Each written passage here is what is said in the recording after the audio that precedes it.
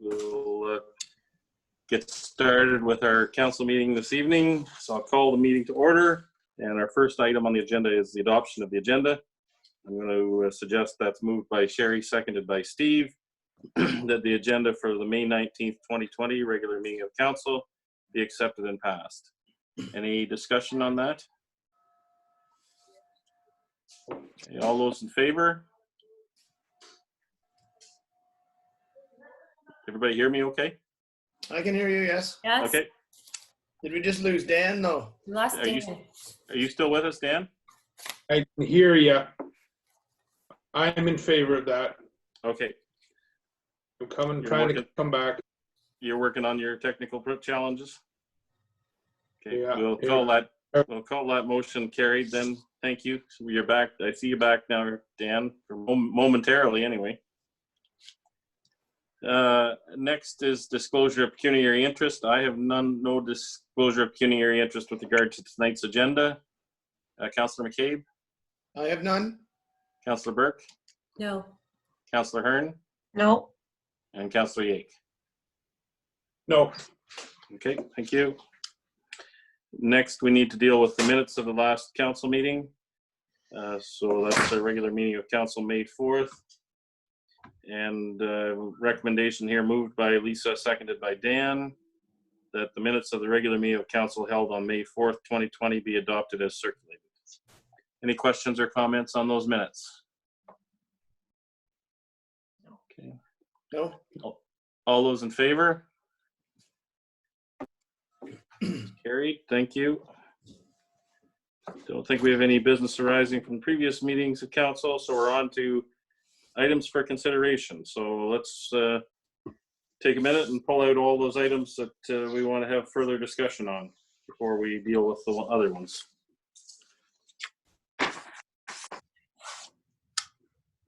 Would I be able to get 2B?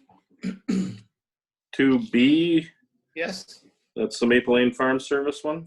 Yes. Okay. 5A? 5A, that's Summer Programs and Facilities. Yes. 6C is the Assessment Center. Okay. And 6D with Northern Frontenac. Okay. Thank you. Okay, I'd like to pull 2A as well.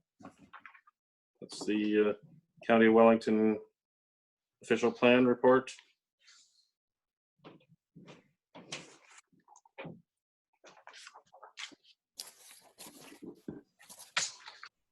Anybody have others? Yeah, I'd like 6A. 6A. That's the COVID policy. Yes, please. Okay. And 6E.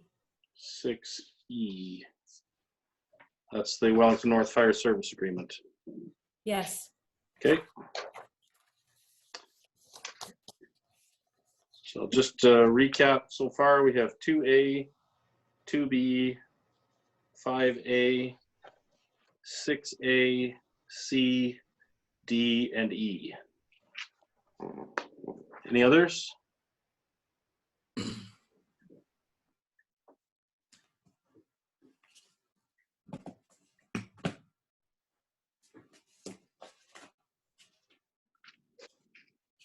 No, I'm fine.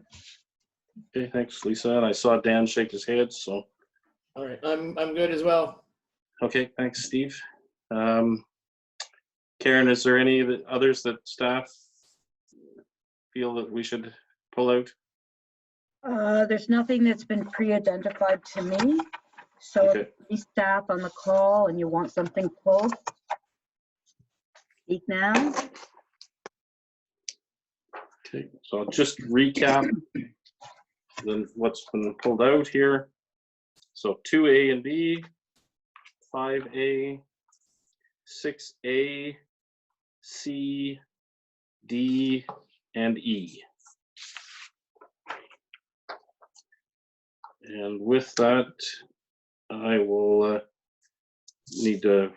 we'll need to pass the rest. So I'm going to suggest that that's moved by Steve, seconded by Sherry. The recommendation being that all items listed under items for consideration on May 19th, 2020 council agenda, with the exception of those items identified for separate discussion, be approved and the recommendations therein be adopted. All those in favor? That's carried. Thank you. So that brings us back to 2A. This is the County of Wellington Committee report with regard to the county official plan review. And I'll read the recommendation moved by Dan, seconded by Lisa. That the Council of the Corporation of the Township of Wellington North received the County of Wellington Committee report dated April 16th, 2020, County Official Plan Review, Communications and Engagement Guide. And I'm probably the only one that wants to talk about this one in particular, so I'll just start in. I just wanted to pull this out because while it's the county looks after the official plan, this is our opportunity to make the official plan fit to what we want in Wellington North. So I just wanted to highlight the process that's underway, and we'll be getting into more consultations. So this is where we have an opportunity to designate things like where we want residential development to occur, where we want industrial and commercial development to occur, what that should look like. So we often don't think, I mean, we deal with zoning bylaw amendments frequently, but we don't do the official plan amendments. So we don't often think about it as us owning it. We could still have our own official plan if we chose to, but I think it's a good scenario that the county looks after an official plan because they're legally obligated to do so. But we need to make sure that we have our input into it at this stage, because then it really is ours as well. So just wanted to highlight that. So as the process goes along, we'll have some more opportunity to participate and make some recommendations there. Mike, I saw you have your hand up. Would you like to add something? Just really quickly, Mayor Lennox, I think the work that the township did through the community growth plan has really put us in good position to have fruitful conversations with the county about the official plan. They tend at least got us thinking about it probably a little bit more in advance than we may have otherwise. And I certainly want to highlight that Darren has been involved in playing a prominent role for the township as it relates to the review itself. So just for council's awareness. Okay. Thanks, Mike. Any other discussion, Steve? Just a quick one. Excuse me. How are they going to, I guess, hold public meetings, or how do we submit on any of our ideas to them? Okay, I see Darren popped up here visually. Do you want to speak to that at all, Darren? Sure. There's a community outreach as part of this program. The county will be reaching out to some community groups. So that'll be to me to recommend to the county to reach out to those groups, and then yeah, I'm using the community growth plan as a framework for commenting at this point. But there should be plenty of community back and forth through this process. Okay, thank you. Okay, thank you. Any other questions or comments? Okay, then I'll call the motion. All those in favor? That's carried. Thank you. So we're on to 2B. This is in regard to the Maple Lane Farm Service Site Plan Agreement. So I'll read the recommendation. I'm going to say it's moved by Sherry, seconded by Steve. And the recommendation is that the Council of the Corporation of the Township of Wellington North receive report DC 2020-13 regarding the final approval of Maple Lane Farm Service Inc. Site Plan Agreement 9545 Concession 6 North Mount Forest. Open the floor for discussion. I just, thank you, Mayor. I just have two quick questions. Will this be allowed to go on, Darren? Like if we approve it tonight and it's all set aside in the right way as it sits right now, when would they be able to break ground, especially during this kind of situation that we're in? Through you, Mayor Lennox, as far as the OP and zoning, those were dealt with through the lot line adjustment that happened a couple of years ago. So things like tractor dealerships and farm-related businesses are allowed in the prime ag zone. Right. And then breaking ground.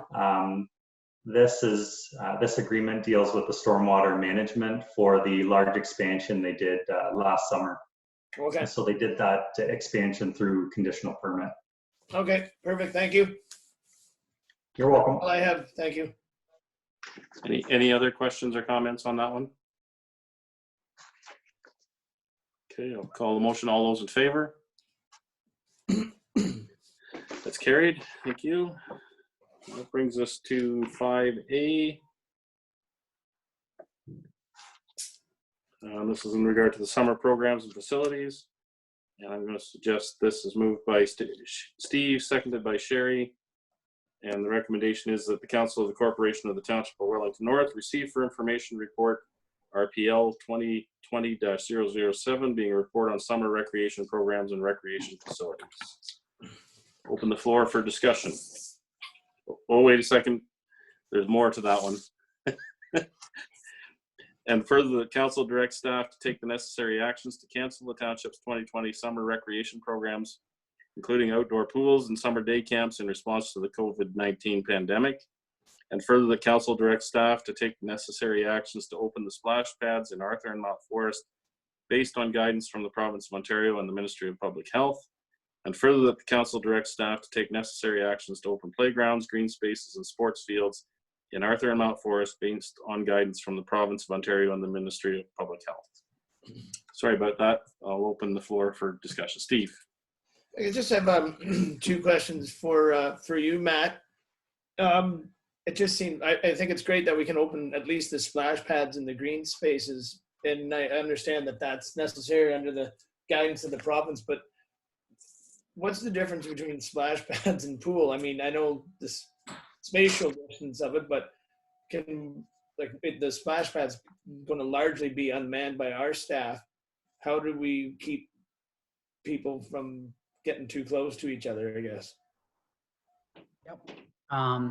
Through you, Mayor Lennox, the long and the short of it is that a splash pad doesn't recycle water, sorry. It's kind of coming from the water system and then it's going through a drain.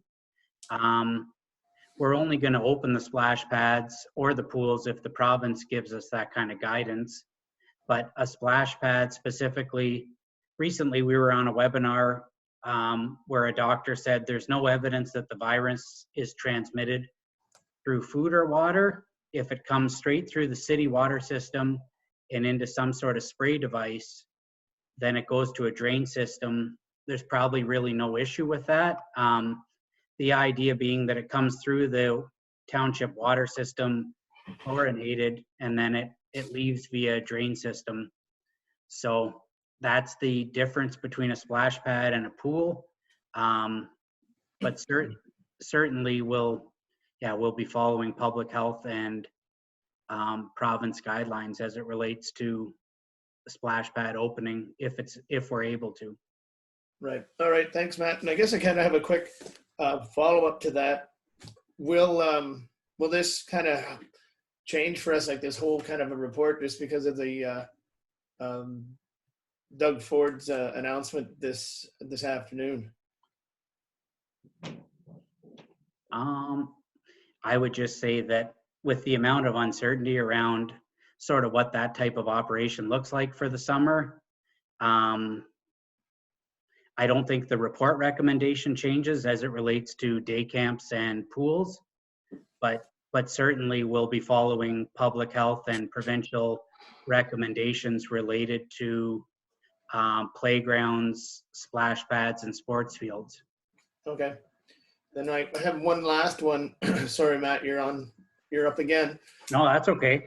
And I get that we have to protect our residents, obviously, and our employees as well. Have you heard of any other communities in Wellington County or neighboring counties that have just closed everything off the way the recommendation is suggesting? I have about, we've been tracking that as far as staff have been tracking that, and Meaford has closed outdoor pools and day camps for the summer. Walkerton has closed outdoor pools. West Gray has closed minor sports, day camps and pools. Alliston, outdoor pools. South Bruce, outdoor pools.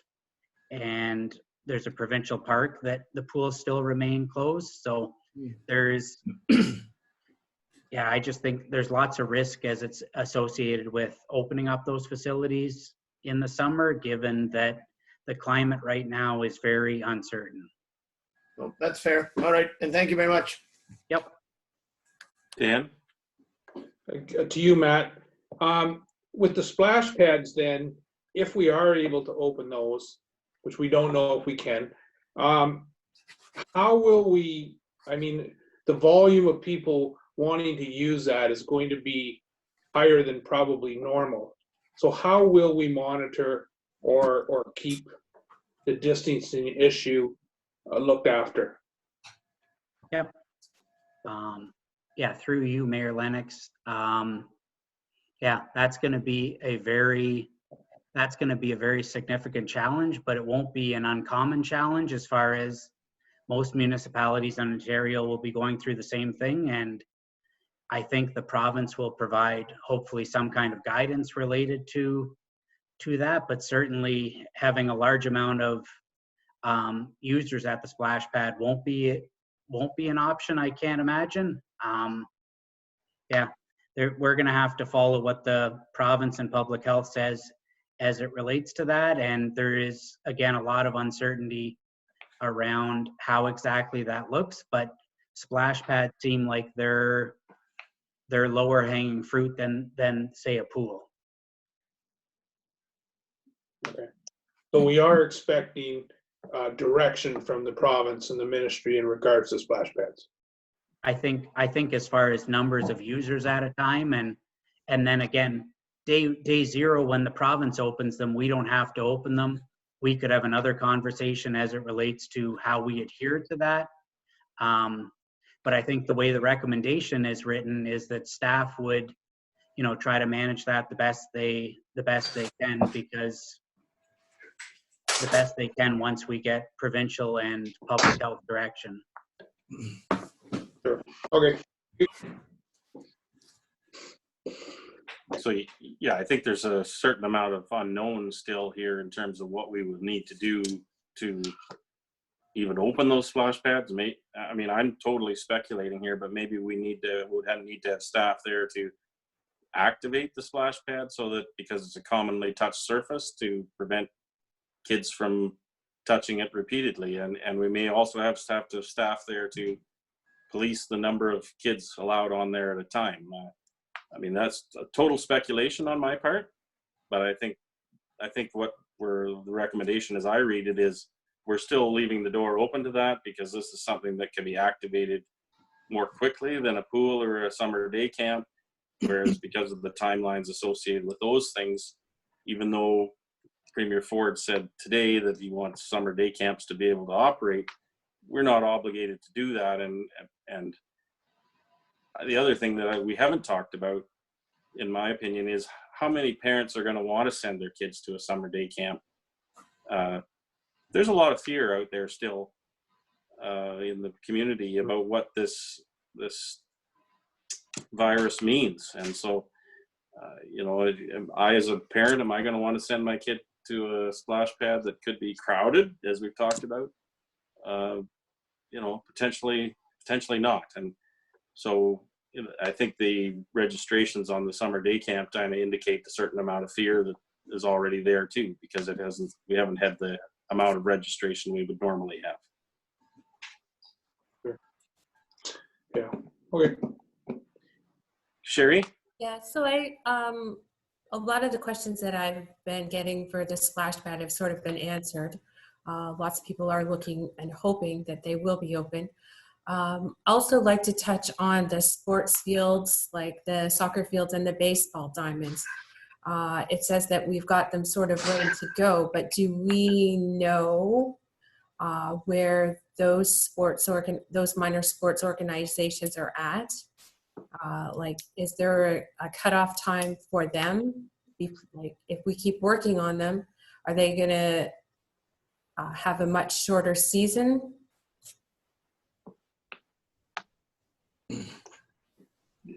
Mike, do you want to tackle that one? Well, I want to touch on one thing, and Mandy can maybe, or Matt can maybe talk about some of the decisions that have already happened from the minor sports organizations themselves. But today's announcement was clear in that the fields themselves can be open, but only for kind of single person or small group or family event, people within a family, less than 5 people. So that hasn't changed. It's basically created, that the fields are there and there's opportunity to utilize them. But from a minor sports perspective, that hasn't changed at this point, and we don't anticipate that happening in the short term. So some of the minor sports organizations, Councilor Burke, have already made the decision that they're not going to be able to proceed this year. And yeah, Mandy and the rest, Tom, have been, interacting with those groups to see what, type of decisions they're making. But today's announcement was pretty clear in that the fields themselves can be open, but the minor sports activities really wouldn't be eligible at this point. So I just wanted to offer that. And yeah, I don't know if Mandy or Tom has an update on what we've heard from minor soccer, minor baseball, and the like. Mandy? Through you, Mayor Lennox. At this point, we've heard from Arthur Minor Soccer, which they don't use our fields, but they have canceled their season. They operate out of St. John's Catholic School in Arthur, and then Arthur Minor Lacrosse had also canceled their season. But outside of that, we haven't heard from the minor baseball or Mount Forest Minor Soccer as to what their plans are for this summer. I think they're waiting to see what the province says. Okay, thank you. Yeah, because I've had some questions and concerns from a few parents just wondering sort of where they're at, and maybe it's because those associations haven't made a decision yet. Okay, thank you. Any other questions or comments on this one? Oh, I'm good. Okay, I'll call the motion. All those in favor? That's carried. Thank you. Next, we're on to 6A. This is the report CLK 2020-11 Wellington North COVID-19 policy. I'm going to suggest that's moved by Dan, seconded by Lisa. And the recommendation is that the Council of the Corporation of the Township of Wellington North receive for information report CLK 2020-11, being a report on Wellington North COVID-19 policy. And further, the Council endorses the Wellington North COVID-19 policy. Open the floor for questions or comments. So I was the one that, Mayor Lennox, that asked to have this one pulled. So my questions are to you, Karen. I think that this is a great document. My question is that this is going to sort of be a living document. The way I read it, as it's covered off a lot of stuff that has happened in other places. But how will that expand once more of our facilities open? Like, I sort of take it that sort of pertains to the office more than some of our other township facilities. So can you kind of maybe expand a little bit on what we might see for recreation or roads? Or I know it's noted in the report that they'll come up with their own policies. But can you just maybe expand a little bit on what we might see or some things that maybe have been discussed? So through you, your worship, Matt, Adam, Darren, and myself worked on the policy.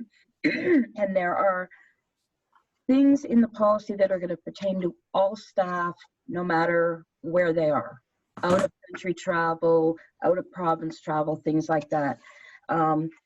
Then we get into some specifics around signage, and then there are some things in here that really just pertain to the Kenilworth Municipal Office. And Matt, I'm going to ask you to speak on what kind of policies or procedures you're going to implement once the facility. And I think it's a living document in that this agenda was posted Friday, and today at 1 o'clock, we were told, oh, now, or earlier than that, that you can open your public park. So it's sometimes even playing catch up. So for instance, if the borders reopen and the province says everybody's safe to travel wherever you want, then we would, remove that out of there. We can't have something in here if it's not being advised by the province or public health. Matt, do you want to speak about what you're going to do for facilities? Yep. Thanks, Karen. Through you, Mayor Lennox. We're going to use this as a template, but we're also expecting that the province, we've seen Alberta and New Brunswick have provided sort of provincial guidelines for facilities, and we're involved with the local recreation associations. So we're hoping to leverage the documents that they'll create, but using this as a base, because this covers really all of the basics. But yeah, we don't have a policy as it relates to facilities yet, but the expectation is that what we have created here is going to serve as a foundation for just something we'll have to modify once facilities and playgrounds and things of that nature are opening up.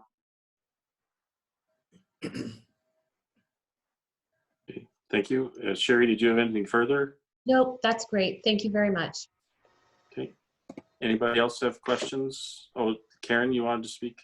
Yeah, I just for the public record as well, in case people haven't read this, it also applies to members of the public who will be who want to access the municipal office here in Kenilworth. So there are some things in this that will pertain to them, and the proper notice will be posted on the doors. So I just wanted to get that out there too. Okay, thank you. Anybody else have any questions or comments? I would just add to this, I think this is a good starting point based on the information we have today about how we try to move forward and try to get to, I don't know, I don't want to sound cliched, but to whatever our new normal will be coming out of this. I alluded to it before about the fear that lots of people, anxiety, lots of people are still feeling, and that as they, need to access services and facilities like ours. I was kind of taken aback the other day. I was talking with my father-in-law, who's over 70 and lives in Quebec, which is not a good demographic these days. And his comment to me was, I stand a better chance of surviving a game of Russian roulette than I do of becoming infected with COVID-19. For me, that really drew this into perspective, particularly our older population.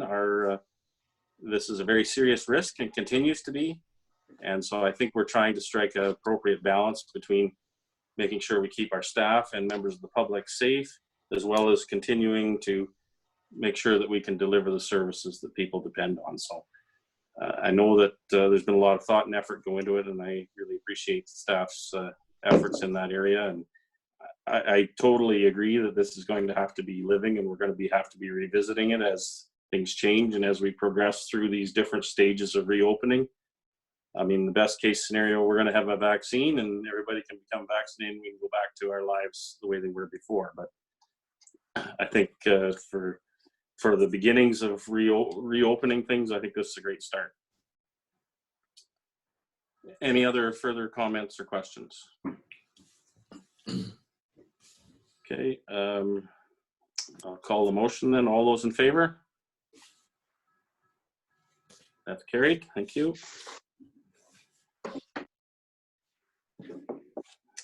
That brings us to 6C. This is in regard report CAO 2020-003 COVID-19 Assessment Center Mount Forest and District Sports Complex. And suggest that that's moved by Sherry, seconded by Steve.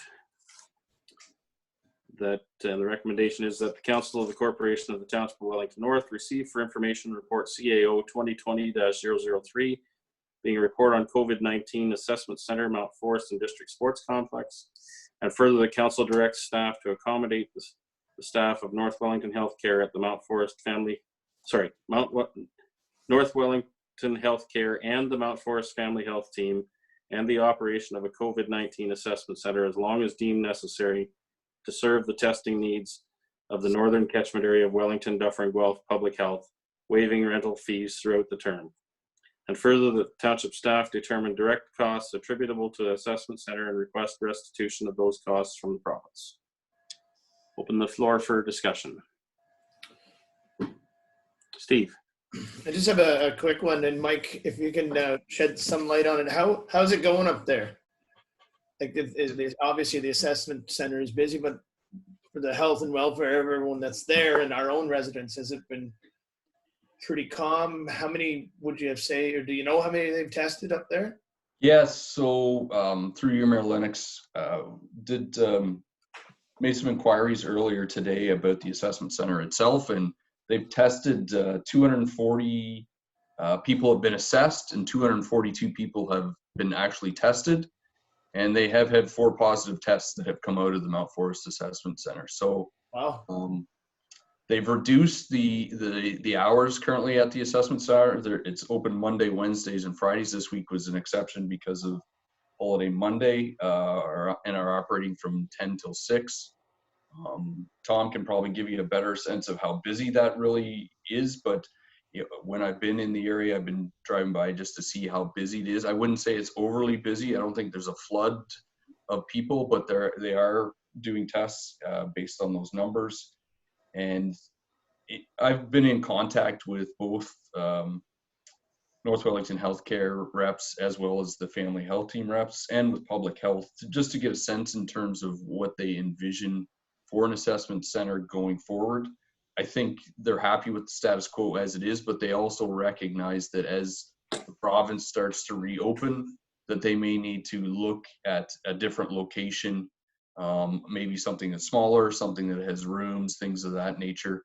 I think they're very appreciative of the township and the efforts that we've offered as it relates to the assessment center now, but they also recognize that there's probably going to be a need for testing between 18 and 24 months. And they recognize that that's probably not going to be viable at the sports complex for that period of time. So this is just kind of an update for council and just to ensure that we're aware of what's going on and still comfortable with the process there.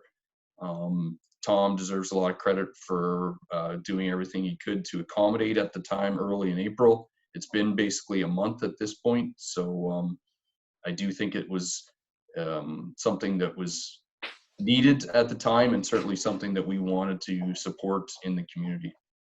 Absolutely.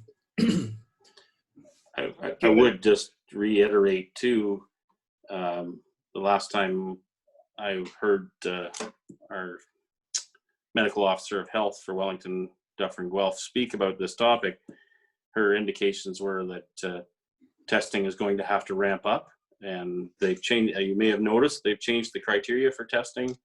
If you have a sniffle or anything, you're to get tested, whereas before you had to be referred to it. And this is part of moving into the phase where they're trying to identify where the virus is and contact trace, so that as we move to a more open economy, that we don't have to be locked down, that they can trace down these cases and get it stopped in its tracks.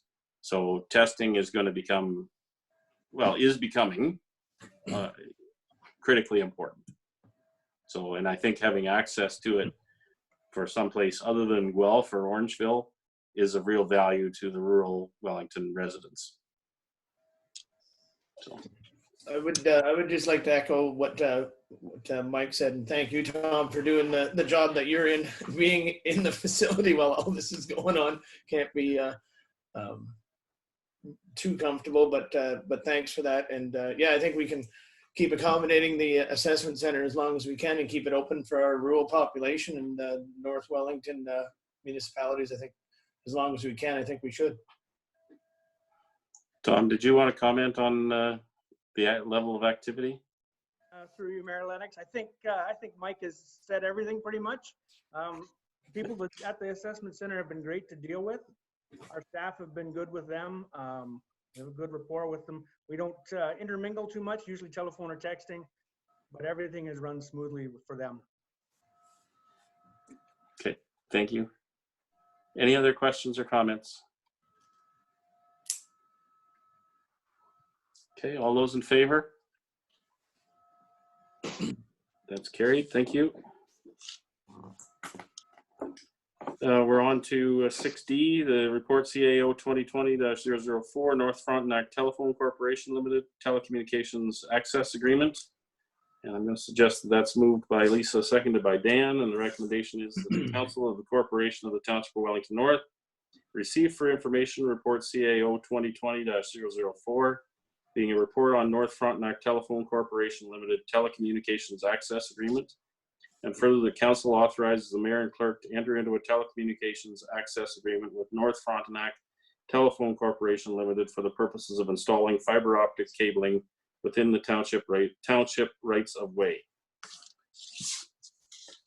I'll open the floor up for any discussion on that.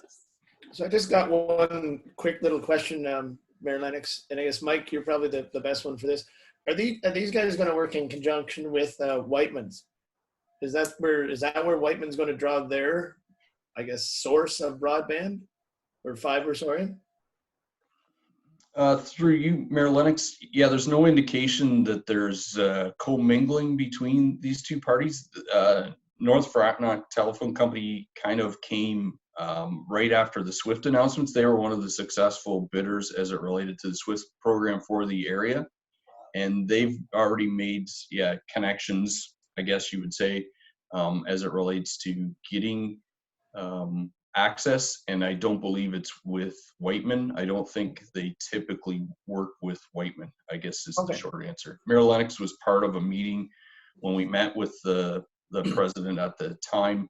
He may remember more of the specifics than I do, but I don't think they were necessarily working in conjunction with Whiteman is the short answer. Okay, thank you.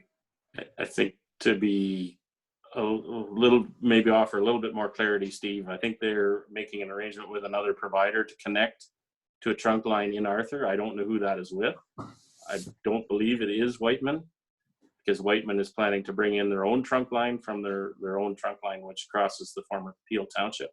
Right. I would suggest there are more competitors than allies in this way. I mean, they're in the same industry, they know each other well, but I think there's a sense of friendly competition involved as well, and they will be connecting in Arthur, so they'll be coming into Arthur from the south. And I know Whiteman has indicated that they have no intention at this point of connecting anybody who's outside of the urban boundary of Arthur. So there may be some residents and businesses that may be able to connect through North Frontenac because of just as a result of them bringing that trunk line in through the south end of Arthur. Fair enough. Okay, great. Thank you. Any other questions or comments on that? Okay, I'll call the motion then. All those in favor? That's carried. Thank you. Next up, we have this is 6E. This is a report CAO 2020-005, We the North Fire Service Agreement. I'm going to suggest that that's moved by Steve, seconded by Sherry. And the recommendation is that the Council of the Corporation of the Township of Wellington North receive for information report CAO 2020-005, being a report on We the North Fire Service Agreement. And further, the council authorizes the mayor and clerk to enter into an agreement with the town of Minto for the purposes of provision of services to support Wellington North Fire Service. Open the floor to any questions or comments. Sherry? Yes, so I have a couple of questions related to the report that's in this agenda package. When we last spoke about this partnership, It was a three-way partnership. It doesn't indicate that that's going to happen anytime in the near future. So I'm wondering when we might expect that third party to come on board. And if that doesn't happen, what does that organizational chart look like that's attached that includes that other member municipality? So I'm not sure who wants to answer that, whether it's Mike or somebody from the fire service.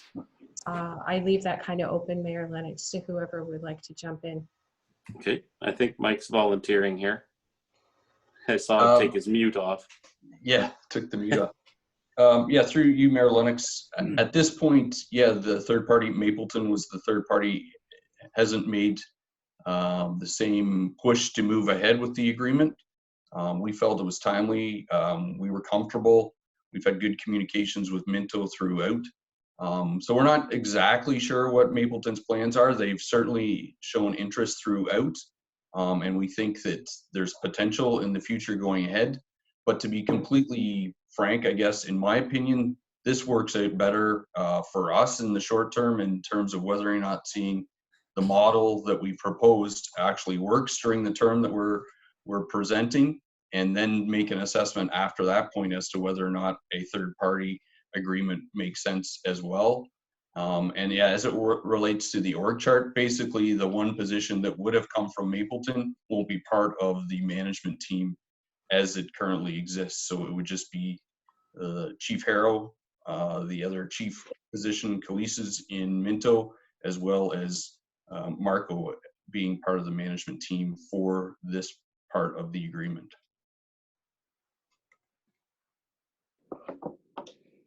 Any other questions? Just to make sure, yeah, I'm not sure I covered this well enough. Like, we're not suggesting that we're closing the door on Mapleton. That's not the intent. It's just that they're not at the same stage that we are as it relates to the agreement. And so we chose to continue on. There may be some benefits to staging this too, in terms of the transition, rather than trying to do it all at once. Did you have any further questions on that, Sherry? Or others? I don't have any further questions. I'd just like to reconfirm my position on this from the discussions that we had the last time. I first want to start off by saying, Mr. Harrow, I'm sure that you're a great fire chief, and I mean no disrespect when I say that my position hasn't changed on this for a variety of reasons, and I'm not going to rehash them all. I don't support the Northern Wellington Fire Service, and our residents and our fire service deserve leadership of their own, from their own fire chief for Wellington North and not Northern Wellington. Okay, thank you. Excuse me, anyone else? Questions or comments? Dan. Yeah, Mike, I wanted to ask about the term of the agreement. Runs from June 1st to December 31st, and then we're going to reassess. So when will the reassessment start? After December 31st or prior to that, so that when we get to December 31st, we don't just continue on and then assess? How are we, is 6 months enough time to give a thorough assessment on how it's working? Through you, Mayor Lennox. Yeah, I think that's a fair comment, Councillor Yake, that it's not a long term, but we felt because it is a new model for us that we wanted to keep the term short so that, yeah, we were constantly in communication and reviewing how the actual agreement is working and what changes need to be done to the agreement. So the intent is that, yeah, we're not waiting till December 31st to decide whether or not this is working, that we're assessing throughout. The agreement also calls for monthly reports coming to council, to each of the councils, to keep you engaged and keep you aware of what's happening and how successful the agreement is, that I think we all believe it will be. But certainly the assessment period starts from day one in my mind. June 1st is close by, and yeah, we're going to be constantly assessing. It also, the term also allows us to look at, are there things within the agreement that do or don't make sense that we can adjust from that period, January 1st going forward. But certainly, Councillor, your point is well taken. It's not about waiting till the 9th hour and deciding whether or not it's working. We need to make that assessment early on. And I know there isn't a lot of time, but I think we will know fairly quickly whether or not it's working for both parties. Right. And if I may, Mayor Lennox, so the financial considerations, we're going to see a minimal reduction in costs of $4,000. So where do we come up with that number? Like how is it seems like kind of an arbitrary number that's put in the report here. Sure. Yeah, just for a little clarity, that figure is specific to the fire chief role itself.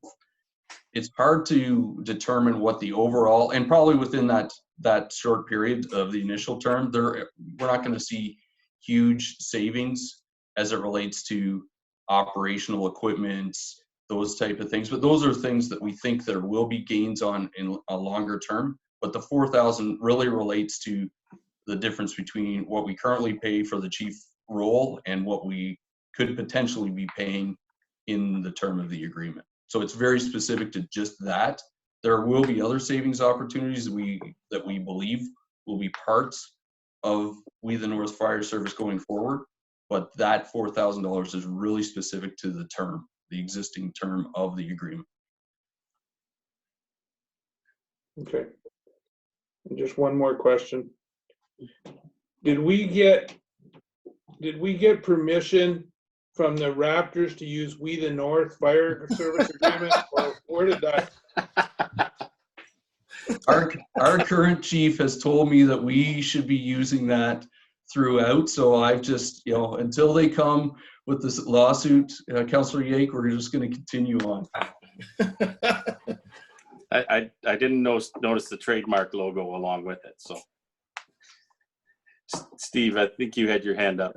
Yeah, I hope we don't, Dan. I hope we don't get burned by it. But I would take a quick minute just to say to Chief Dave, thanks for all your service. I'm not sure I'll be able to see you in person before you retire, so thank you for that. And then I also wanted to say hello to Chris Harrow as well, and welcome to our first council meeting. Thanks, Steve. Any other questions or comments? I'd just like to add that I think we're very fortunate to be able to work with Minto and Chief Harrow. He brings a wealth of experience in working in the rural small town context in northern Wellington, where we reside. And I look forward to working with him as to make our fire service even better than it is today and support our volunteers, because we know they do the things day in and day out that help make our community what it is. So like you, Councillor McCabe, I want to send my thanks and commendations to Chief Guilbeault, and thank after his 45 years of service, congratulations, and again, thank you for all your service. The last 6 years we brought the fire service along and under your leadership, and look forward to the next chapter. Any other questions or comments? Okay, then I'll call the motion. All those in favor? Opposed? Okay, that's carried. Thank you. And I think that's the last of our items for consideration. Is that right, Karen? Did I get them all? Thank you. So that brings us on to, do we have any notice of motion this evening, sorry. Lisa. Yeah, I do. It's pretty long. Can you hear me? Yep, go ahead. Okay, I just didn't know whether I should shut my camera off. My internet's working so slowly, and I'd like you to be able to hear. So I'd like to give notice. I'll be introducing a motion for consideration at the June 1st, 2020 meeting of council to have staff work with the engineer appointed for the Arthur Connecting Link project to consult with the Arthur Chamber and Arthur Business Improvement Area Committee to discuss streetscape and landscape enhancements that can be undertaken at the time of construction work on George Street and report back to the Chamber, BIA, and then Council. Our very successful Arthur Downtown Revitalization Committee that met last year and as a result brought many creative things to Arthur, including our new metal poppies, bright red picnic tables, bright banners, etc., had discussed many ideas such as utilizing parking spaces for downtown cafes, decorative painted crosswalks as a way of establishing a gateway, blocking off an alleyway with curbs to establish a dining or gathering space, wider sidewalks, more benches, etc. That would be most cost effective and logical if undertaken at the same time as street reconstruction. I believe that it would be a lost opportunity and remiss if we didn't take those fantastic ideas of our revitalization team into consideration. Much of that team is now in the BIA or Chamber, so I believe that these are logical avenues. Additionally, with COVID-19, there will hopefully be infrastructure announcements as we look to restart the economy. Those with the plan and are shovel ready would be best positioned to take advantage of any funding. That's it. I know it's long. Okay, thank you, Lisa. So we'll deal with that at our next meeting. Okay, any other notice of motion? Sorry, go ahead, Karen. Sorry, Marilyn, it's just a procedural matter. It will appear on the next agenda, and then that's when you will refer it for a report or whatever. So yeah, we'll discuss it and decide on next steps at their June 1st meeting. Okay, thank you. Any other notice of motion this evening? I have none. Okay. Seeing no others, that brings us to community group meeting program report. And again, same as last meeting, let's be fairly open with what the interpretation of what this is about. It's an opportunity to talk about what you're hearing and seeing out in the community as well, whether it be through group meetings or not, because group meetings, other than through electronic format, are difficult these days. Anyone have anything they'd like to share? Steve. We had our Saugeen Valley Conservation Authority meeting there not too long ago, and I know it's in your package, what our latest steps are for the conservation property in the watershed, but also some really good news is that we have a new general manager starting in the next little while, and they are actually looking to open the actual headquarters of the SVCA in Formosa as well. So Jennifer Stevens is her name, and she comes from great experience with waterways already and with Conservation Ontario. So very lucky to have her in, I guess, in our wheelhouse for Saugeen Valley Conservation Authority. Okay, thanks, Steve. Anyone else? Dan, go ahead. I wasn't too sure if we had, I don't think we had, but in regards to the Connecting Link funding for Arthur, I think it's just terrific news. And to all of those involved in making that happen, thank you. It's been a long time coming. We didn't think we'd probably ever see it, but it's going to be one. It's going to make one nice improvement in regards to the whole village of Arthur. So that was just terrific news, and it was again, just congratulations to Mike and your team for making it happen. Okay, thank you. Anybody else? Lisa? I did have quite a number of Zoom meetings last week, so bear with me. The one I'll start with was a cultural roundtable. And the minutes were in your agenda, but I thought I would elaborate on them a little more, and that it was really nice to have a meeting with these people. We had a great discussion. We discussed pandemics, and you know, the committee has a different perspective than I do. Many of them remember things like polio, and Jim was actually telling me about his experiences. This is not his first quarantine, actually. He had scarlet fever in 1945, and he had to be quarantined. So he had lots of do not enter and hazards and all sorts of things that he had to deal with at the time. So it was kind of interesting to hear Jim's take on the whole thing. Culture Days, as you've seen, we've canceled that. We are working on a cultural moment honoring the late Ian Turner and his contributions to Wellington North. So we had a discussion about that. He'll certainly be missed. We did discuss plans for reopening rec, etc. And basically I was just texting Steve at the same time, and he was answering, and I was reporting back to the committee. So that worked pretty well.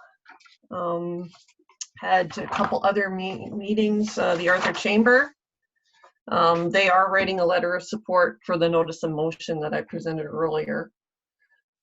They're still working on their billboard idea. They did develop a new logo. I don't know whether you guys have seen it or not, but it's really nice, modern, new, fresh logo, and it's great. They are still discussing whether they'll be able to hold their AGM due to COVID-19. We don't know. There are chairs being made. This is a new thing. For Main Street, with a small cost to retailers. Paula Coffee is making them up, and Cover Ups has donated the paint. So keep an eye out for those. Just another thing that's going to be brightening our Main Street. And the rainbow is super popular. Most businesses have requested a rainbow, and even some residences have requested it. Although, of course, the chamber being a chamber, they can't do it for residences, right? But there is so much support for that in Arthur. It's amazing, and I think it looks great.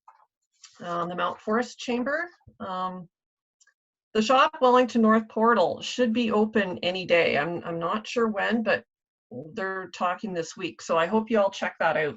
They've been working pretty hard on that and collaborating with the Arthur Chamber as well.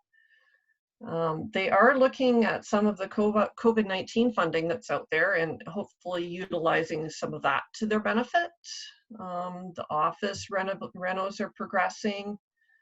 And I don't know whether you've noticed, but they are working to enhance their social media presence.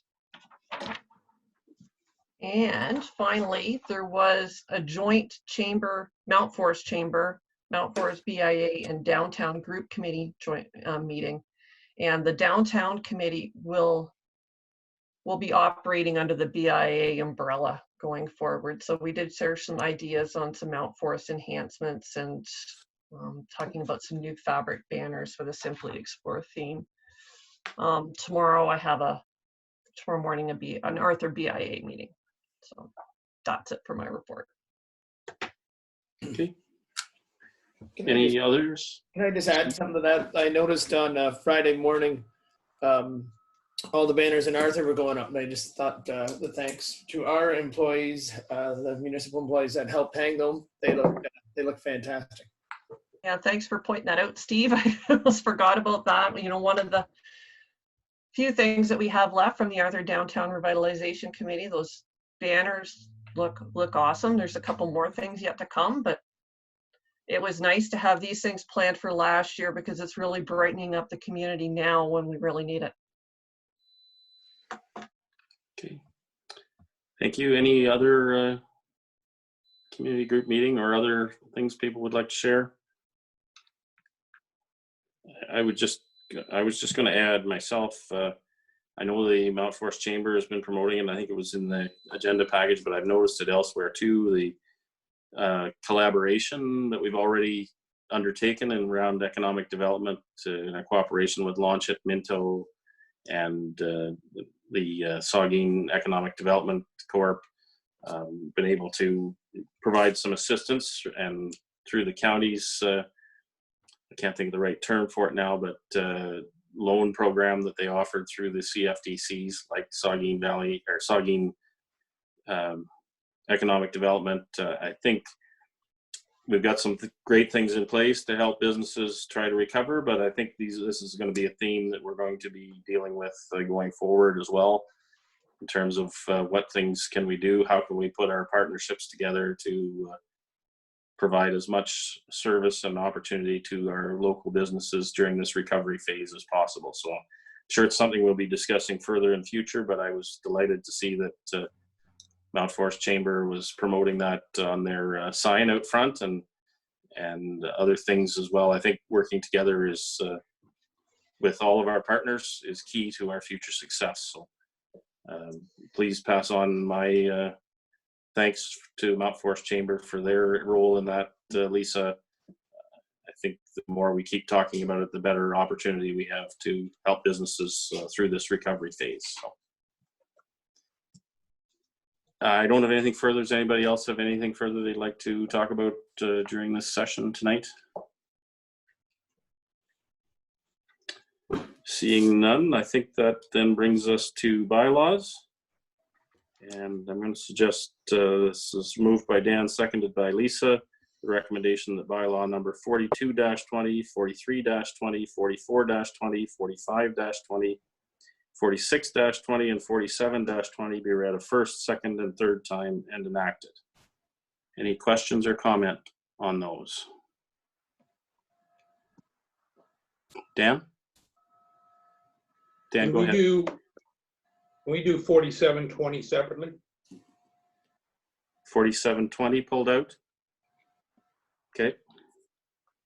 So now we're going to do 42, 43, 44, 45, 46 with this one, and then we'll do 47 separately. That's again moved by you, Dan, seconded by Lisa.